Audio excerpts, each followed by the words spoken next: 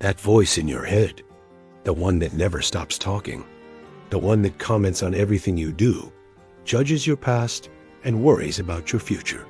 It repeats the same thoughts over and over again. You call it me. But what if it has never been you? What if the voice you trust the most is the very thing keeping you trapped? Most people never question this voice. They listen to it. They obey it. They build their entire identity around it. And that is exactly the problem. From the moment you wake up, the voice is already there. Before your eyes fully open, before your body even moves, it starts speaking. Plans, complaints, regrets, expectations. You don't choose these thoughts. They arrive automatically, yet somehow you believe they belong to you. But let me ask you something simple. If you were truly the voice in your head, would you be able to hear it? Think about that for a second. You hear thoughts the same way you hear sounds. You observe them. They come and go. So who is the one listening? The voice is not awareness. The voice is not consciousness. The voice is a program. It's a collection of memories, conditioned reactions, learned fears, and borrowed beliefs. It was built over years, without your consent. As a child, you absorbed everything. Your parents' anxieties, society's rules, cultural expectations, rewards and punishments. The voice formed quietly, layer by layer. By the time you were old enough to question it, it had already declared itself to be you. This is why the voice is so convincing. It speaks in the first person. I am afraid. I am not good enough. I should have done better. I will fail again. But notice something important. The voice is always talking about you, never as you. It narrates, it comments, it criticizes. It never actually experiences anything. Life happens right now. The voice, however, lives in the past or the future. That alone should concern you. Most human suffering doesn't come from reality. It comes from this narration. You are not anxious because of what is happening.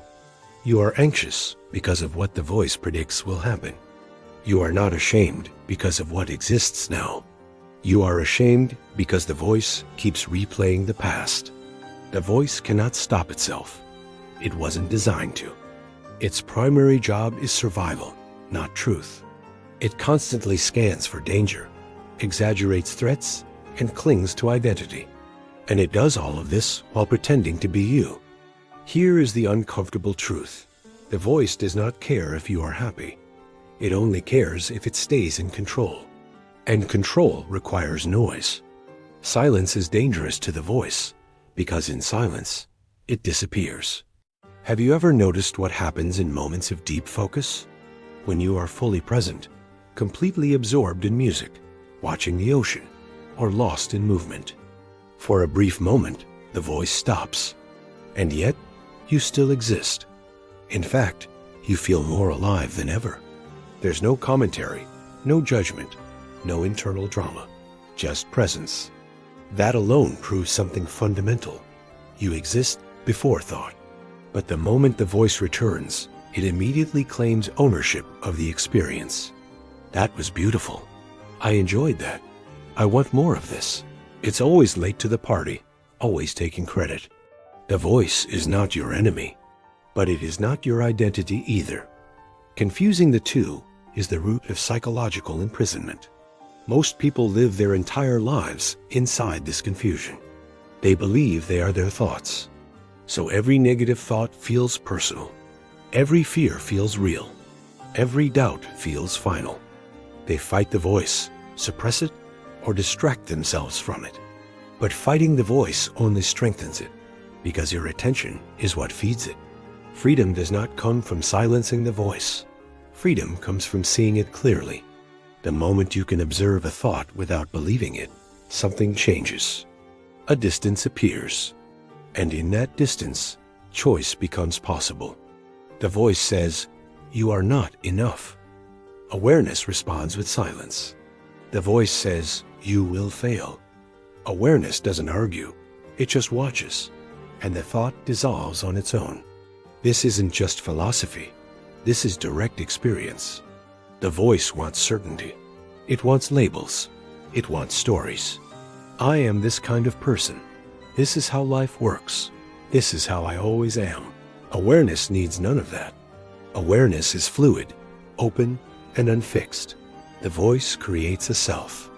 Awareness reveals there was never one solid self to begin with. This realization can be terrifying because the voice equates itself with survival. When you start to question it, it panics. If I'm not you, it whispers, then who are you? It fears its own irrelevance. That fear is what most people call an existential crisis, but it isn't a crisis. It's a doorway. The moment you see the voice as an object in your awareness, rather than the subject of your life, the entire structure of control begins to crack. You stop reacting automatically. You stop identifying blindly. You stop living on repeat. Life becomes direct again, unfiltered, real. This doesn't make you emotionless. It makes you available. You still feel sadness, but without resisting it. You still feel fear, but without being paralyzed by it. The voice no longer defines you.